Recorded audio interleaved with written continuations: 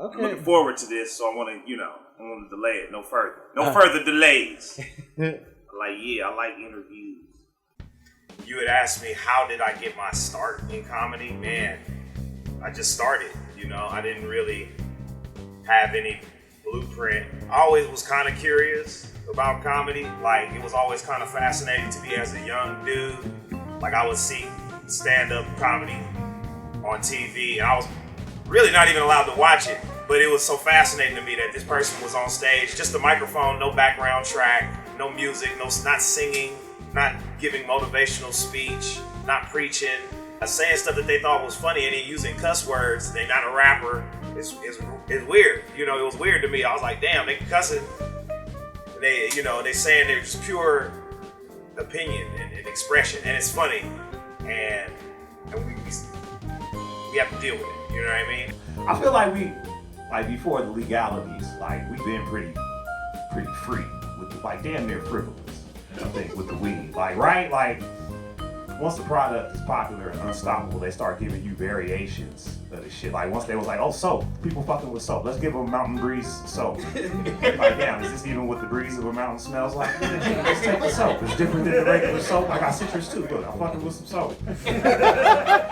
Other soaps, like the weed. You can't even just ask for marijuana, Go to the store.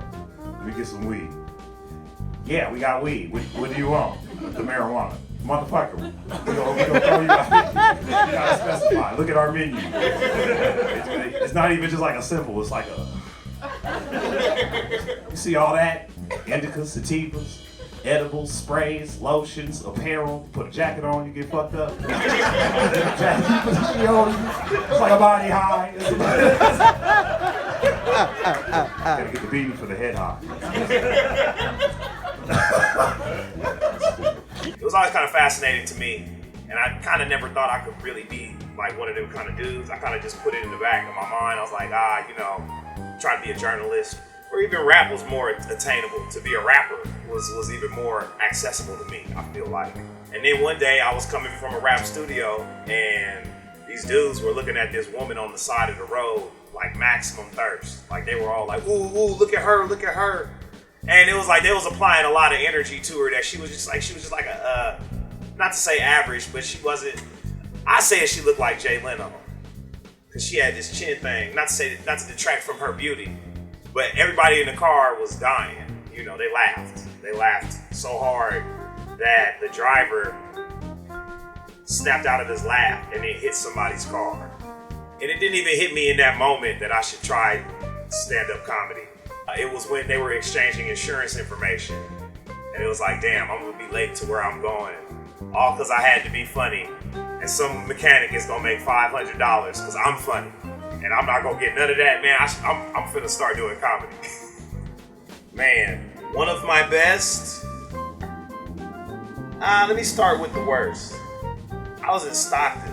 It was like 2 years in, and this guy was gonna give me $200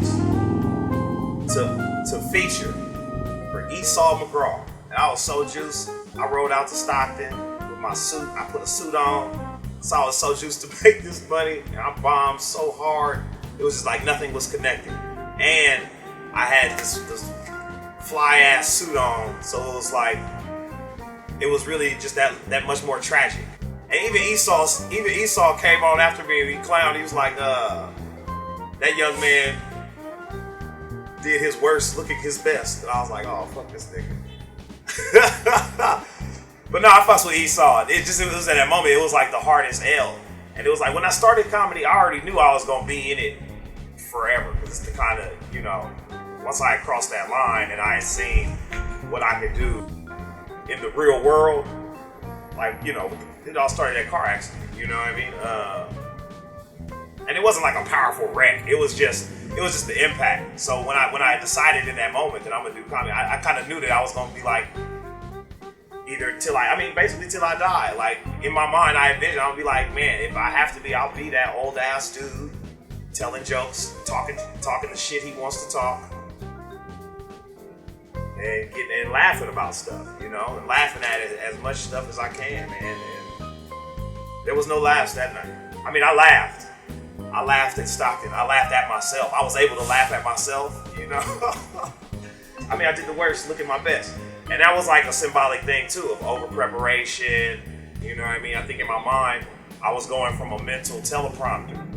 And it was like I was reading off of the teleprompter in my mind, like I knew my lines, you know what I'm saying? And it was totally rehearsed and memorized, and there was no connection. And yeah, man, I ain't shit.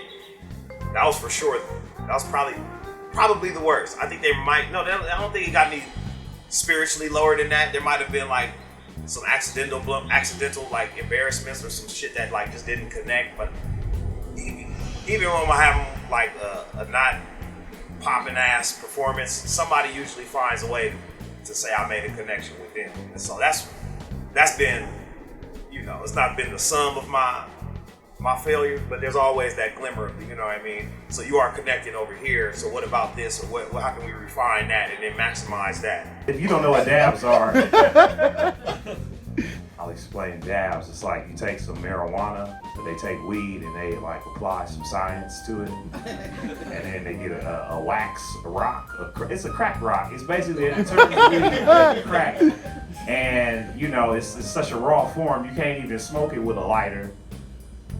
And once your friend comes out the room with a blowtorch, it forces you to make decisions in the moment. You know, like, do I even really want to smoke? Is this even smoke? Why do you have the blowtorch? Like, don't you need a permit for that? Where's your welder's mask? Don't you need a thing that would... Please tell me you ain't got that just for smoking. Please tell me you do other shit with the blowtorch. Can we make stained glass windows, bull vases or something?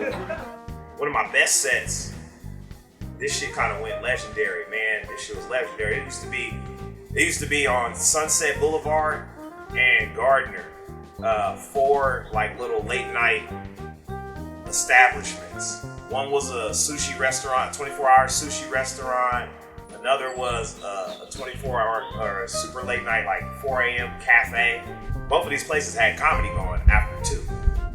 And so we doing all these late night comedy spots, and so we going back and forth between these places. You know, we starting over here and then headed right here, and they like right next to like right across the street from each other. And one night at the internet cafe, and I think they started bringing hookahs in too. They started at the internet cafe. They had hookahs that you could rent, and this table, it's like a group of folks at this table. Was all kicking it late night. I think they had drinks that they had brought in from the liquor store before too. They made that deadline, but they was all just kicking it, and the room was full. It was full of comedians. It was full of late night party goers or after partiers. And I said something. I don't even remember what I said, man, but I remember it was hilarious. So hilarious that one of the young women at this party like fell all the way out, like laughed, knocked over the hookah, broke the glass table. It was just amazing and spectacular, and just all the things that you could have in a comedy set. But that one night though, when she like broke everything, that was the most. I don't even want that to happen again, you know, because it was just like such a thing, you know what I mean? And like yeah, it was a commotion, and it was all caused because I had to be funny in that moment. Even though I'm a comedian, it's like, damn, peel it back. Don't break nothing. So yeah, that's for sure my best set. And you know, even the fact that I don't even remember, I don't remember what I did or what was said at the moment. It was just the spirit of it was so dope, and the reaction, everything was fucking serendipitous. They say all that shit will give you mental illness, psychological disorders, all the drugs, legal, illegal, prescribed, or not. Like you'll get some psychological tax or mental toll.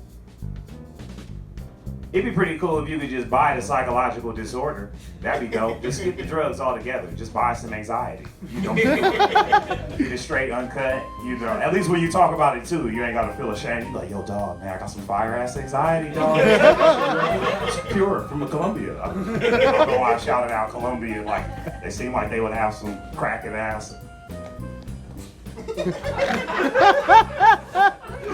This shit is A1. What drives and inspires me, I drive myself, and I find inspiration in all kinds of things. It could be almost anything or anyone. I'd probably say I'm pretty blessed with inspiration. Like I get inspired to do things, and I get blessed with ideas or things that could work and just possibilities.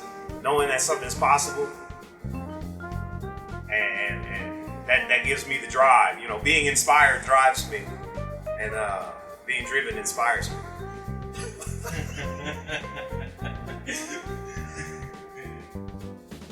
It's like if I don't do it, a lot of the shit that I'm doing, nobody else is gonna do it for me. You know, like a lot of the shit, I have to make it happen, and I have to get better so that I can get greater. Because if I don't, it's not gonna happen. You know what I mean? So like the impact of a lot of shit that I have and I notice,